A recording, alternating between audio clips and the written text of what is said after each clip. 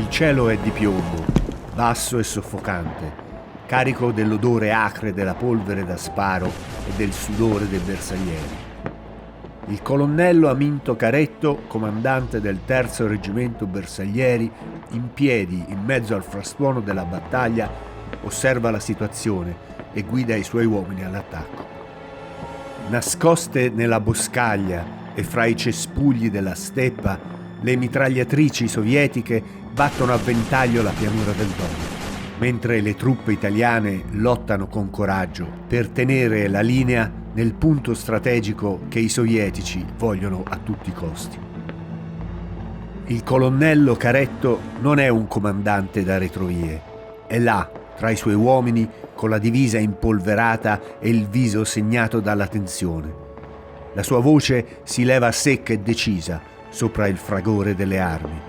Avanti, forza! I bersaglieri non retrocedono! Poi un sibilo e un'esplosione improvvisa sul terreno sotto i suoi piedi. Il colonnello crolla a terra, colpito gravemente al ginocchio da una scheggia. Gli uomini lo circondano subito. Lui stringe i denti, il volto contratto dal dolore ma ancora lucido. A chi gli chiede di poterlo portare in ospedale risponde: ci sono bersaglieri con i piedi maciullati che seguitano a combattere. Questo non è il momento di abbandonare il reggimento. Più tardi, stremato dal dolore, finalmente si rivolge al suo aiutante e gli dice, guardandolo negli occhi: va bene, portami via, ma solo se non rallenti gli altri. La linea va tenuta. I suoi uomini lo caricano su una barella. Caretto non protesta più.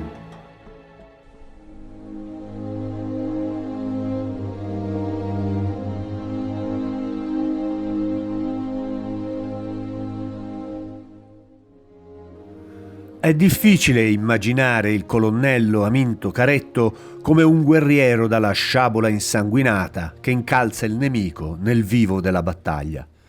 Ma a dispetto del suo fisico corpulento, dei suoi occhiali tondi che incorniciano un volto bonario, Caretto è stato uno degli ufficiali più coraggiosi ed eroici dell'esercito italiano nella Seconda Guerra Mondiale. Aminto Caretto nasce a Crescentino, in provincia di Vercelli, il 7 ottobre 1893, figlio di Giovanni ed Emilia Fontana. La sua è una famiglia di solide tradizioni militari. Fin dalla giovane età mostra una forte inclinazione per la disciplina e il dovere, valori che lo porteranno ad intraprendere la carriera militare. Dopo aver completato gli studi, infatti, si arruola nel Regio Esercito.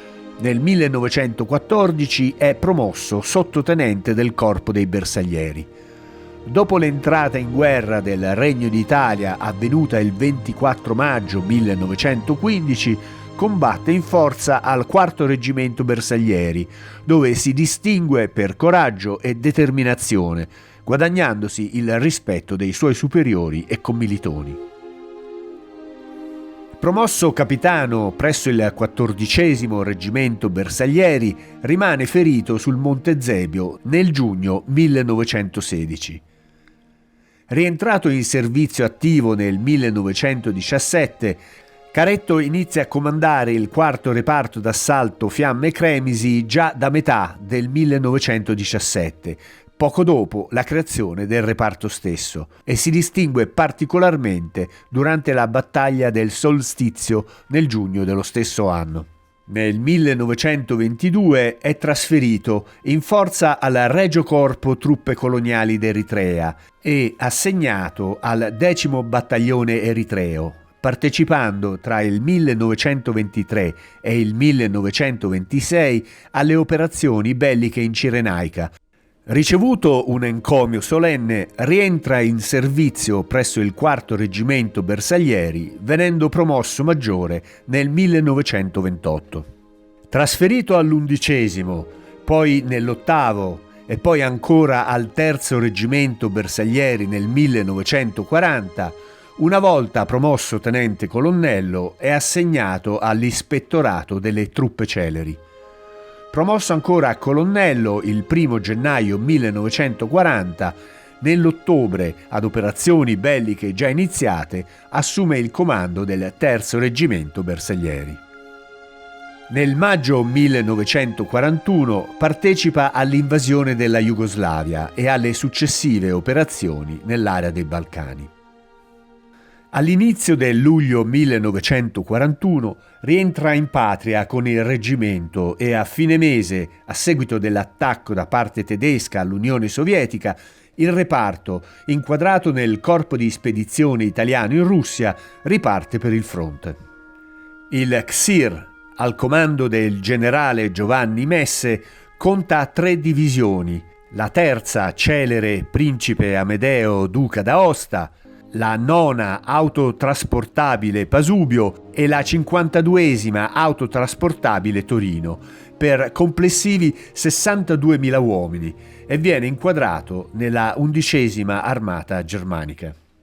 La divisione Celere comprende il Reggimento Savoia Cavalleria, il Reggimento Lancieri di Novara, il Terzo Reggimento Artiglieria Cavallo e appunto il Terzo Reggimento Bersaglieri, al comando del colonnello Caretto. Il trasferimento del Terzo Reggimento inizia il 24 luglio 1941 dagli scali ferroviari di Verona e Peri. Procede attraverso la Germania, l'Ungheria e la Romania, attraverso i Carpazi, e si conclude al fronte attestato sul fiume Dniester. I primi scontri sono sui 2 fiumi del Dniester e Bug, dove insieme ai fanti della Pasubio i bersaglieri impegnano duramente il nemico che tenta di resistere. Le vicende dell'avanzata italo-tedesca vedono il Terzo Reggimento impegnato alla fine di settembre nei combattimenti sul fiume Dnieper sino alla conquista di Petrikovka, che apre la strada a un'ulteriore avanzata. Ai primi di ottobre è la volta di Ulianovka.